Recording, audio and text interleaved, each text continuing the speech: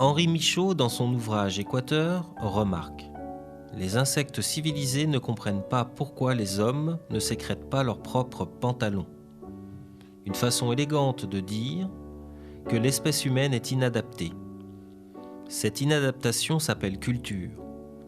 Un voile sur nos handicaps, notre difficulté à être, à coïncider et à se fondre dans le monde qui nous entoure.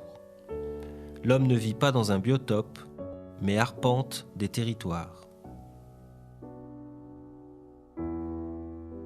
Bonjour, aujourd'hui nous allons interviewer Jean-François qui travaille en tant que clown dans le milieu social. Monsieur Jean-François le clown, vous pouvez vous présenter s'il vous plaît ? Bonjour, je m'appelle Jean-François le clown, comme tu viens de m'appeler. J'ai un âge indéfini, on va dire comme ça. Et je travaille depuis 12 ans comme clown dans les hôpitaux principalement, bien qu'on a d'autres activités. On va dans les homes, dans les prisons, on fait des animations quand on nous le demande. Et en plus de Saint-Élisabeth, on va régulièrement dans d'autres cliniques pour voir des enfants, généralement très malades, alors vraiment très malades, à la demande, quoi, des gens qu'on connaît. Et je fais plusieurs bénévolats, dont cette association de clowns. Et j'ai travaillé d'abord dans notre association, et maintenant, il y a 6 ans qu'on a fondé notre propre association avec un de mes copains clowns. Et on fait ça au moins une fois par semaine, plutôt 2 fois par semaine. En fait, on fait les clowns 2 fois par semaine. La formation, c'est sur le tas. On est clown ou on n'est pas clown. Comment vous est venue l'idée de faire le clown ? Par hasard, parce que j'étais au... Je ne peux pas citer la marque. Un grand magasin de Kruinem. Et des clowns vendaient des pluches. Donc, j'ai acheté une pluche. Et puis, j'ai parlé avec le président de l'association, qui s'appelait Comic Clown à l'époque. Et puis, j'ai dit, c'est une bonne idée de faire ça. Et il y a 12 ans de ça. Et depuis lors, je n'ai plus jamais arrêté. Mais par hasard, vraiment par hasard.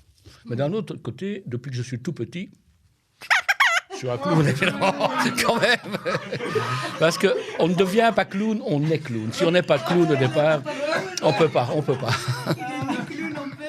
Ouais. Est-ce que vous avez toujours travaillé dans les hôpitaux ou vous avez travaillé en dehors des hôpitaux ? Non, mon vrai métier, c'était directeur de marketing dans la société pétrolière américaine. Ah ouais, donc, c'est une bande de clowns aussi, mais ce n'était pas le même genre quand même.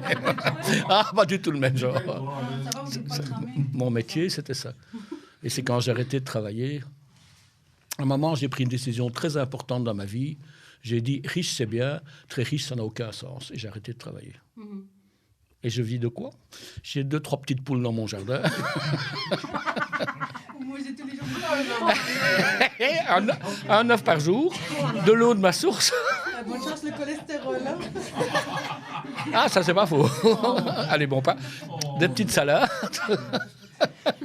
Bonjour. Et toi, t'es docteur ou quoi, là ? Et j'appelle mes poules par leur prénom. Hein. Oh, ah ouais. Jean-Paul. Non, pas une poule. C'est mon coq qui s'appelle Jean-Paul. Ah, oh. Il y a une poule qui s'appelle Emilia. Emilia Et c'est une bonne pondeuse.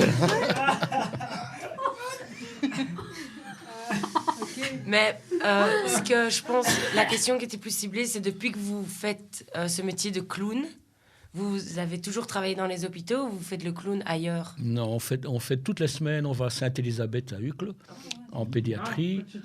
On va une fois par mois dans un home, le home Roi-Baudouin à Woluwe-Saint-Pierre, pour des dames, des petites filles entre 85 et 100 ans. Des petites filles, ah bon ? Ah ouais, je te jure, quand tu la fais rire, et je regarde dans les yeux, et elle dit... Je regarde dans tes yeux, ma petite fille, j'appelle toi, je dis, je vois la petite fille qui est toujours en toi. Et presque toutes, elles me répondent oui. Évidemment qu'il y a toujours une petite fille à l'intérieur. En fait, les gens âgés ne vieillissent pas. Parfois, ils ont une barrière qui dit, non, je dois être quelqu'un de sérieux. Mais si tu vas un petit peu lui faire... Et alors, ils se retrouvent des petits enfants. Mais je te jure, c'est vrai ça. Que les personnes âgées, à l'intérieur d'eux, il y a toujours le petit garçon, la petite fille qui est là. Souvent, il est écrasé, mais dès que tu l'aides à sortir, ça marche. Et ils ont l'Alzheimer ou pas ? Non, ils sont pas. On appelle ça des confus. Ceux qu'on va voir, ils appellent ça des confus. On va avec l'ergothérapie qui nous dit allez voir telle personne. Ouais. Elles perdent parfois un peu la mémoire, parfois elles sucrent les fraises, comme il dit. Ils ne sont pas très très bien importants, mais ça ne change rien. Pourquoi elles ne sont pas bien portantes ? Parce qu'ils ont mon âge, voilà pourquoi. Ah bon? Et ils ont aussi un nez rouge comme vous. Ça, c'est quand ils sont bu. Uniquement quand ils sont bu. Ah, ça y est, allez. Voilà. Alors, je vais faire quelque chose encore plus pire. Je vais en prison voir les enfants. Il y a une association qui se travaille, dont les parents sont en prison. Et les enfants, une fois par mois, une fois tous les 2 mois, il y a des réunions. Et nous, on va faire clown en prison. Et en prison, c'est autre chose. Hein. Honnêtement, je fais les hôpitaux. Je me suis habitué. La prison, on ne s'habitue pas à ça. Et les enfants sont jamais bien. Et vous allez tout seul ou vous avez des collègues avec vous? Normalement, je suis toujours, mais il était en vacances. C'est lui que je vais rechercher. Pendant que moi, je travaille ici, madame, hein, qu'est-ce qu'il fait, lui? Il revient de Palma. Il est dans l'avion, maintenant. Et on fait toujours ça à 2 et souvent à 3 même. Et en prison, on va. Donc, seul, tu ne pourrais pas le faire. Mais en fait, les clowns doivent fonctionner à 2. Seul, ça ne marche pas bien. Et pour aller en prison, vous devez avoir un accord ou... Certificat de bonne vie et mœurs, tu ne t'en doutais pas, hein? Certificat de bonne vie et mœurs. Ah oui, il faut chaque fois demander la permission. Et alors, je rentre avec mes chaussures qui font du 56. Et alors, qu'est-ce qu'ils font? Ah oui, alors, ils passent dans le scanner pour voir si jamais mis de l'hymne dedans. Et on va dans les prisons pour hommes, pour femmes, on fait tout, quoi. On va dans toutes les prisons en Belgique. Mais avec une association qui s'occupe d'aider justement les parents et les enfants à se retrouver, quoi. Et tu vois en prison... Tu vois des choses qui ne sont pas faciles à voir quand même. Et les enfants sont... Je dis toujours que les enfants qui ne sont pas malades, mais dont les parents sont en prison, sont beaucoup plus mal que les enfants malades à l'hôpital, quoi. Quoi qu'un cancer, c'est pas toujours bien. Si je peux me permettre de rebondir sur ce que vous dites, je pense que c'est des mots plutôt, totalement incomparables. Mais c'est-à-dire, c'est psychologique. Mais quand on va en hôpital, on voit régulièrement des jeunes filles, principalement anorexiques, suicidaires, des trucs comme ça. C'est la même douleur au départ, quoi. Oui, mais ils ont quand même... Les enfants qui sont dans les hôpitaux ont quand même une douleur physique aussi supplémentaire. Ils ont une... Oui, parce que c'est pas ça le plus dur. Je crois que la douleur psychologique ou psychique est beaucoup plus dure à accepter. Mais clairement, c'est pour ça que je dis que c'est pas comparable. C'est ça. Pour moi, oui. Moi, je m'occupe des enfants qui vont pas bien, que ce soit parce qu'ils ont une bronchiolite ou une gastro. Gastro, on garde nos distances. Ah oui, quand même. On se lave toujours les mains dans les cliniques, j'avais déjà vu.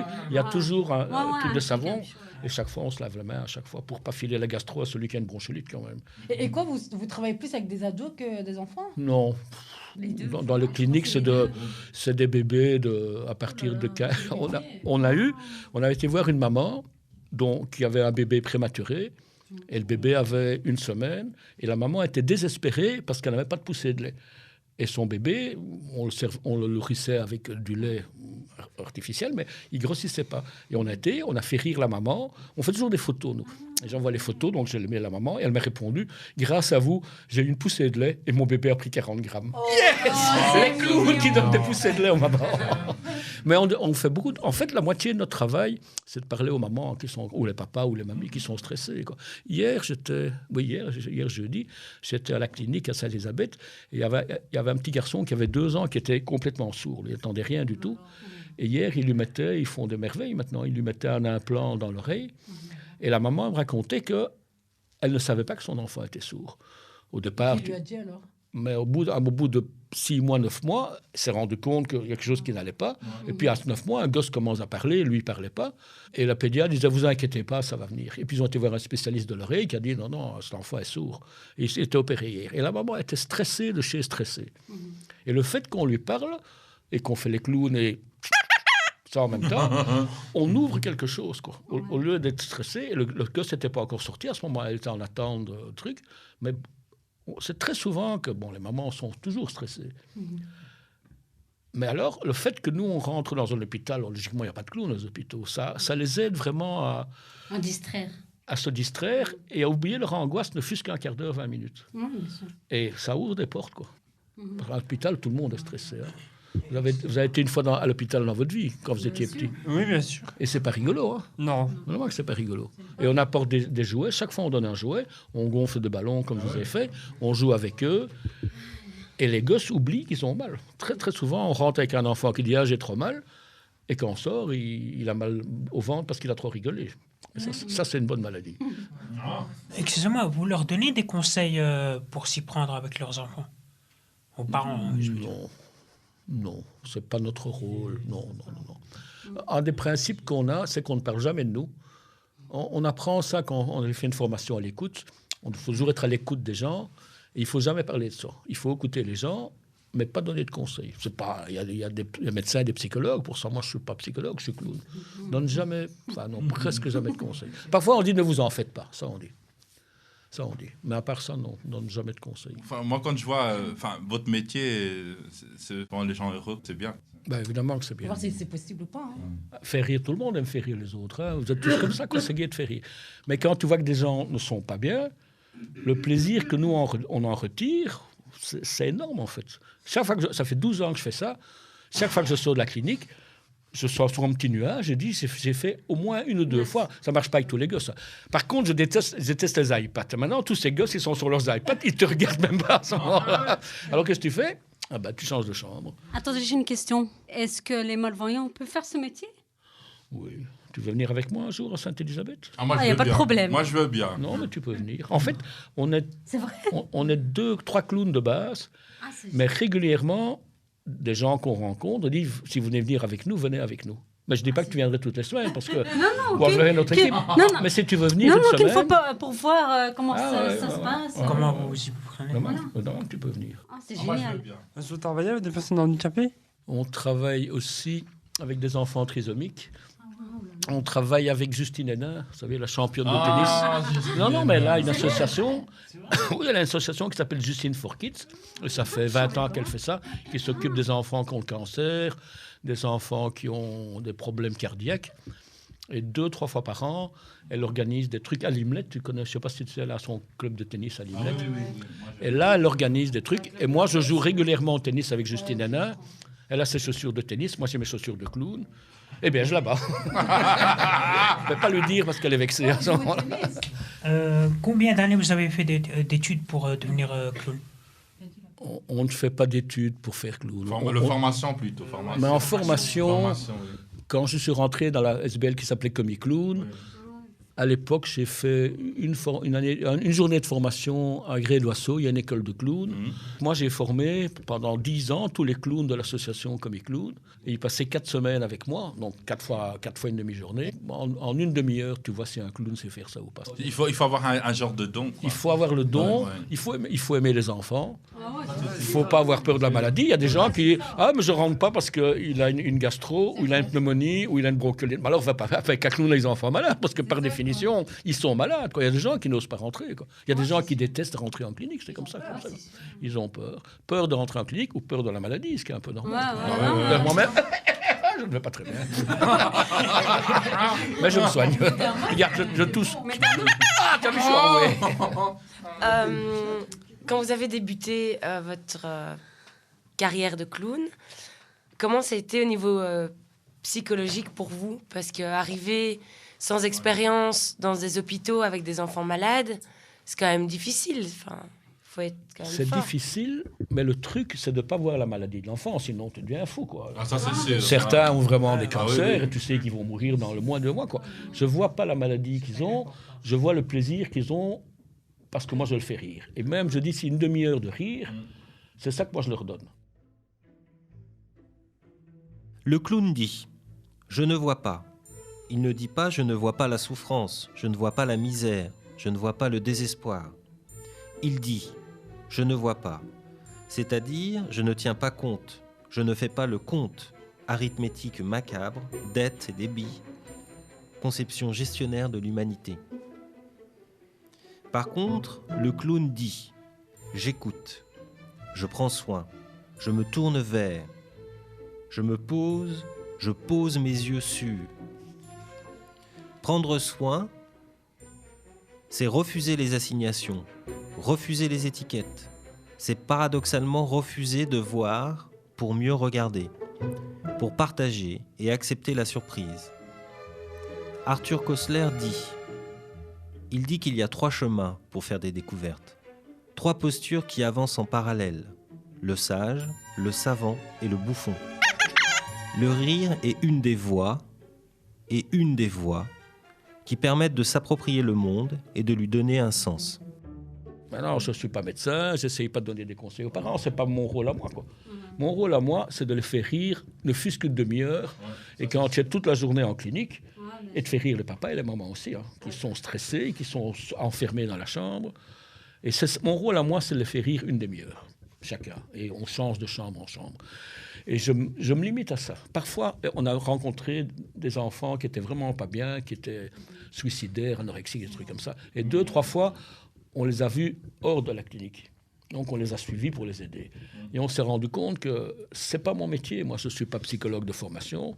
Je suis directeur de marketing pour négocier des contrats de 10 millions de dollars, mais c'est pas le même métier. J'ai décidé que je ne pouvais pas faire ça. Les faire rire, ça, je sais faire. La preuve. Mais c'est quand même chouette de voir après les enfants ou les ados que vous avez vus à l'hôpital, à l'extérieur. Vous n'êtes pas obligé de faire le psychologue, mais... Non, mais si je les vois après, non, mais c'est ce que je voyais qu'ils allaient pas bien, c'est pour ça que je les vois. Oui, mais peut-être que vous vous dites quand vous les voyez sortir, c'est peut-être aussi grâce à la demi-heure que je leur ai donnée. Ouais, mais tu sais, moi je vois une dizaine d'enfants par semaine. Ça fait combien? 500 par an. Ça fait 6 ou 7 000 enfants que j'ai vus. Je fais toujours des photos. Hein. Chaque semaine, on fait des photos de chaque enfant. On envoie les photos aux parents. Je dirais que la moitié des parents nous répondent. Et sur notre site, on prend les meilleures lettres des parents. Et parfois, c'est vraiment formidable. Les lettres vous avez un site internet? Ouais. happycloons.be. Tu vas sur happycloons.be, tu vois les photos qu'on fait. Et j'ai un des passages, c'est les lettres des parents. Et je mets ça régulièrement. J'ai encore eu il n'y a pas longtemps, même pas une maman, c'était une fille. La madame avait, je sais pas, moi, 60 ans. Elle était avec son père qui avait 92 ans. Et elle était en neuropsychologie ou un truc comme ça. Mais on passait par là, c'est près de la pédiatrie. Et je vois directement que cette dame ne va pas bien. On a l'habitude aussi. Hein. Donc je lui parle un peu. Je fais je fais des souris volantes, des trucs comme ça. Je lui parle 5-10 minutes, je fais des photos et je lui envoie les photos.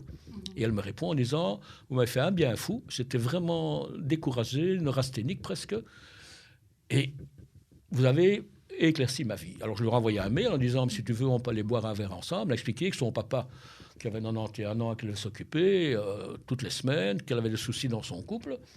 Et le fait que moi j'ai fait le clown, ça lui a permis d'en parler, quoi. L'art du clown, c'est d'écouter et d'ouvrir une porte. C'est un peu comme une thérapie, un peu. Oui, c'est-à-dire on ne fait pas une thérapie, mais si tu écoutes les gens, ils ont toujours quelque chose à dire. Tout le monde a des problèmes. Et moi, nous les clowns, on était formés pour ça, on écoute, on ouvre une petite porte. Et parfois on est étonné, sur la demi-heure on est là, ce que les gens nous racontent. On ne les a jamais vus, on les verra sans doute plus jamais. Et tout d'un coup, il y a des trucs qui sont enfouis loin en eux et qui sortent, quoi. Et on dit, on a fait du beau travail. Il y avait une autre dame qui racontait, qu'on avait revue après. On a revu quand sa fille avait 3 ans, et elle me racontait ce que j'avais oublié. Quand sa petite fille avait 1 an, elle s'était trompée, elle avait donné les mauvais médicaments, sa petite fille. Et la gosse a manqué mourir. Et nous, donc la maman était dans le dernier état, et nous, on est arrivés le lendemain matin, mais on n'est pas au courant, nous. Hein. On a parlé à la maman, on a fait les clowns comme d'habitude, et on lui a dit, mais t'inquiète pas, c'est pas grave, ces choses-là arrivent, quoi. Et en fait, elle m'a envoyé 2 ans après un mail pour dire, vous m'avez permis de sortir de ma dépression. Et je lui avais notamment raconté qu'il y avait une autre maman qui était pédiatre, et son enfant, son fils de 4-5 ans, avait avalé une pile de montres. Ah oui, et la maman pédiatre, elle ne ne laisse pas traîner, ça. Et qu'est-ce qu'on fait quand on a avalé une pile de montres? Qu'est-ce qu'on fait? Qu'est-ce qui connaît le grand secret? On fait popo. On se met ici, on pousse. Non, on fait rien. On mange. Et tôt ou tard, la pile ressort. On fait caca. Et on va voir à la sortie. Si c'est rentré, c'est sorti. Mais la dame qui était médecin pédiatre, elle était quand même gênée d'avoir laissé une pile de mots. Et pendant 24 heures, tu stresses parce que si ça s'ouvre dans les voies digestives, c'est quand même des cochonneries qu'ils mettent dans ces piles-là. Mon Dieu. On voit souvent des bébés qui tombent de la table allongée. 2 fois par mois, on voit ça. Il est pas une commotion, mais parfois ils ont un bras cassé. Et alors, la maman a laissé son bébé sur la table allongée. Alors, pour culpabiliser le cul, alors on fait les clowns, en fait, pour lui dire que finalement, c'est pas grave. On lui dit, j'espère qu'il n'a pas cassé le carrelage. Ça, c'est grave quand même, en tombant. Ça, c'est grave. Le carrelage. Tu vois, du coup, tu rigoles. Souvent, quand on ressort de la clinique, avec mon copain clown, On ne peut pas s'empêcher de rigoler tout et de parler aux gens, mais on oublie quand on n'est plus en clown. Les gens nous regardent en disant « Qu'est-ce que c'est fou ?» Mais on est tout le temps comme ça. Avec moi, j'ai 2 copains clowns qui m'accompagnent. Et En tout, vous êtes 3 là, si je comprends bien. oui, mais on est plus nombreux dans l'association. Hein, mais de base, c'est celui qui rentre de Palma. Saligo, pendant que je travaille ici. Quelle chance il a. Palma de Majorque, mais il n'y a que 12 degrés. Ici, il y a 8 degrés, donc je ne sais pas pourquoi il n'y a pas. Ici, il fait bleu, il y a 12 degrés. Et 8 degrés, donc. Et j'ai un autre clown qui travaille comme infirmier dans le Home, Roi-Baudouin, et qu'on a rencontré là comme infirmier, il travaille là, quoi. Il a dit comme toi, monsieur, je peux venir te faire clown avec toi. Et ça fait 3 ans qu'il vient. Oui, ça, j'aimerais bien le faire. Ah, moi, ça me dirait bien. Moi. Mais il faut savoir faire des souris volantes. Et des épées, hein. Ça, c'est un métier, ça. Le clown dit. L'art du clown, c'est d'écouter et d'ouvrir les portes. Qu'est-ce qu'une frontière? Qu'est-ce qu'une ligne qui nous transforme? Fouzia, Ludovic, Redouane, Imen, Ashraf et Louise ne voient pas, ou ne voient pas bien. Regard flou, mais vision distincte. Ils ne voient pas, mais ils écoutent, et c'est leur regard, leur cheminement à l'hôpital en compagnie du clown que vous allez écouter maintenant. Raconte avec l'histoire de Madame Cœur. Ok.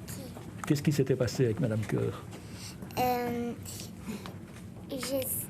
Elle m'a donné son serre-tête que tu as sur la tête.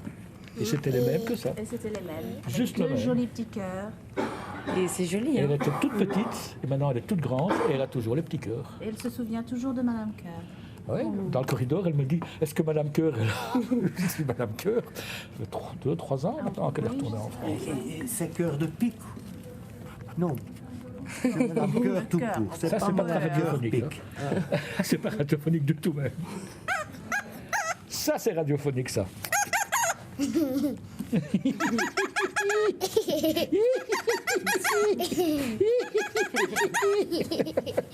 Dis-moi un peu, t'as reçu quoi comme cadeau des clowns? Des petits chatons en laine, un ballon. Oui. Elle a été très gâtée. Ouais. Et un deuxième ballon. Moi, je rajeunis. Et mais t'as reçu une baguette, non? Oui, Ah, et elle fait quoi cette baguette? de la lumière et des bulles. Waouh, t'as de la chance. Nous, on n'a pas reçu ça. Hein. Mais non. Ouais. Je vois pas vous allez Ouais, mais ils apprennent plein de choses, et en plus de façon très chouette. Ouais. Fais-moi encore pouet-pouet. On peut faire ça 25 fois et ça marche. C'est génial. Tu m'as fait pouet-pouet, toi?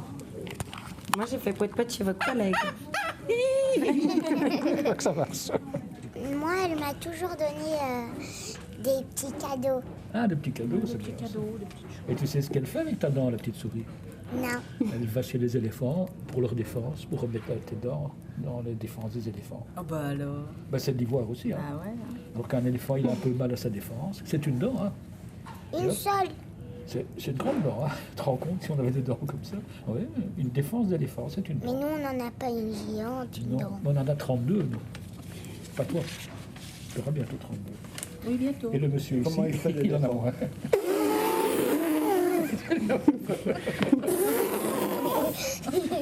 Et pourquoi vous faites... Isole, un- c'est pas Isole qu'elle a marqué? Ah, J'enregistrais les clowns. Isole. Parce que comme ça, dans l'association, comme ça, on écoute aux autres personnes, d'abord à l'association, quoi. Comment ils font les clowns avec vous. C'est comme ça, tous les autres, Comme toutes ça, les tous autres les personnes autres, ouais. qui sont à la SBL peuvent entendre comment ça se passe. Voilà. C'est quoi la SBL? C'est une association. C'est une entreprise, entre guillemets. Une entreprise, oui. C'est un endroit où il y a des gens qui viennent pour apprendre des choses, et il y a des gens qui sont mis à leur disposition pour pouvoir leur faciliter la vie et tout ça. Parce que c'est un endroit où ce sont des personnes qui ont des problèmes de vue qui viennent. Et donc il y a plein de matériel qui est adapté pour eux. Ouais. Donc des cahiers, des livres en écrit très grand, des ordinateurs avec des synthèse vocale. Voilà. Tu te souviens, tu avais fait une visite à la Ligue Braille. Ah ben voilà, c'est ça. C'est la même Elle avait chose. fait le parcours. Ah oui, c'est ça. Un petit peu plus, ouais. Ben, on fait la même chose que la Ligue Braille. Ouais. Et un jour, le canard dit au chat, qu'est-ce que c'est que ce clown qui commence une histoire et qui ne connaît même pas la fin? Et le clown vexé a répondu, si, je connais la fin. Et c'est une histoire à dormir debout. Voilà.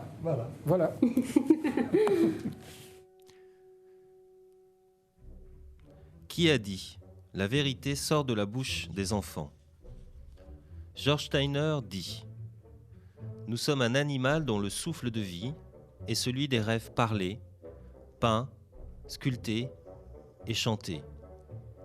Il n'y a, ni ne saurait y avoir de communauté sur Terre, si rudimentaires que soient ses moyens matériels, sans musique, sans quelque forme d'art graphique, sans ces récits de remémoration imaginaire que nous appelons mythes et poésie. Se raconter des histoires à dormir debout, des histoires dont nous ne connaissons pas la fin, mais qui nous accompagnent et qui grandissent avec nous. Même une question, qu'est-ce que ça vous a fait de voir des personnes comme nous, diffuseurs visuels, votre réaction et comment vous voyez le monde maintenant? Je ne vous vois pas comme déficient visuel. Je merci, non, je ne vous mais- vois pas du tout comme merci. ça. Je vous vois comme... Vous aimez bien rigoler, je ne vois pas... Honnêtement, je ne le vois pas. Bah, parce qu'en fait, nous, on a bien rigolé parce qu'on cache aussi notre... Mais oui, mais je voilà, ne le vois même pas. Caché. Je ne le vois pas. Je vois une jolie blonde à lunettes. Ça, je vois. Et une jolie brunette avec une petite queue de cheval. Et une très jolie jeune fille voilée, mais jolie quand même. Et je vois une petite jeune fille qui a parfois un nez de clown, donc elle, je la connais déjà. Et les hommes, je ne regarde pas parce que c'est pas long aussi, là, moi, tu vois.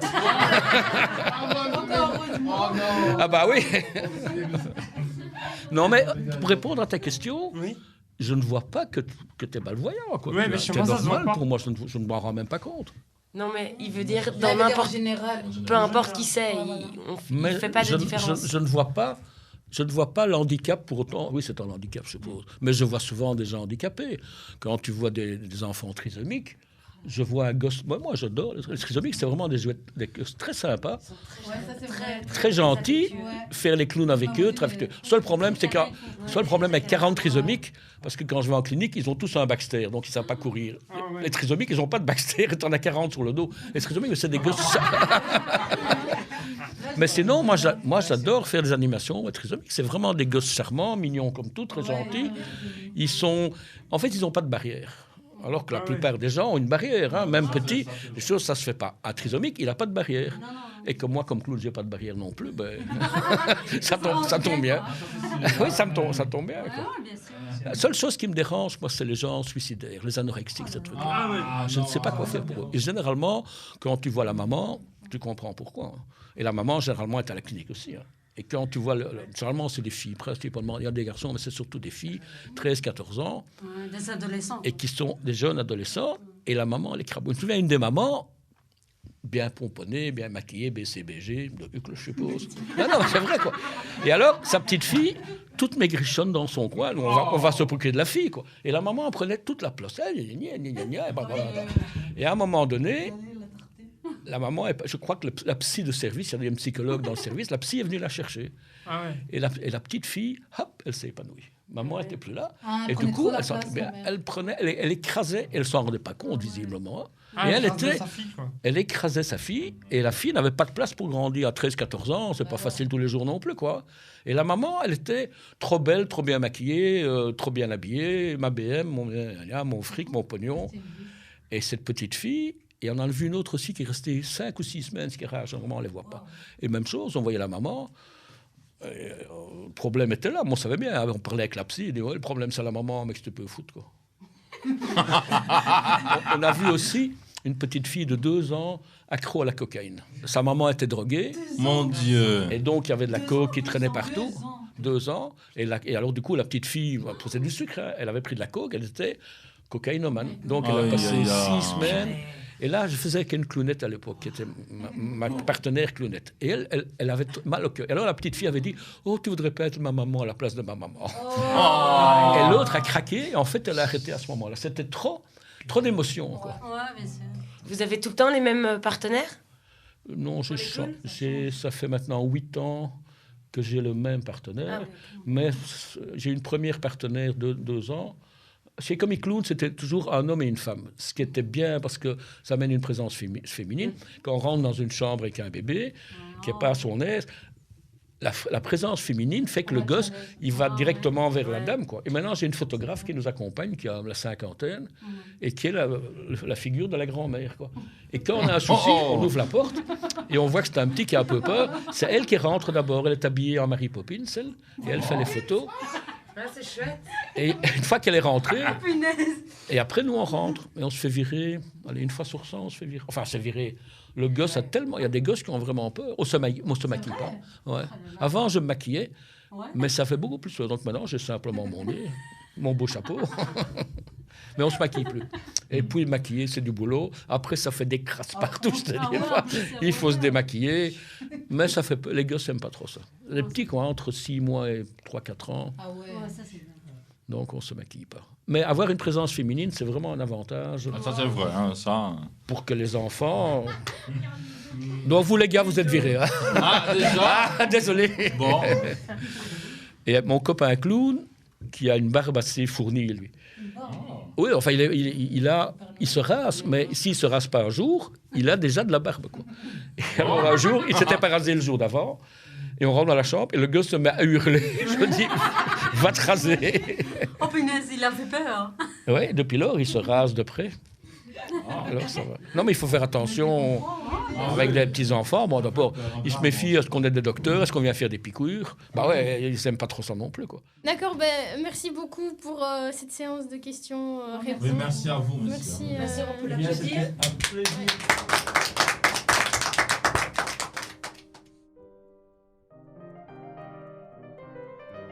Lévinas dit « Scandale de la raison capable d'ordonner un monde où l'on vend un homme pour le prix d'une paire de sandales. » Le clown, lui, c'est quelqu'un qui transgresse ou refuse les frontières de la raison.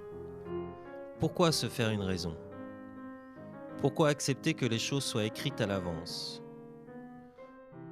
Pourquoi ne pas accepter plutôt de vieillir sans être adulte, de rire à défaut de pleurer?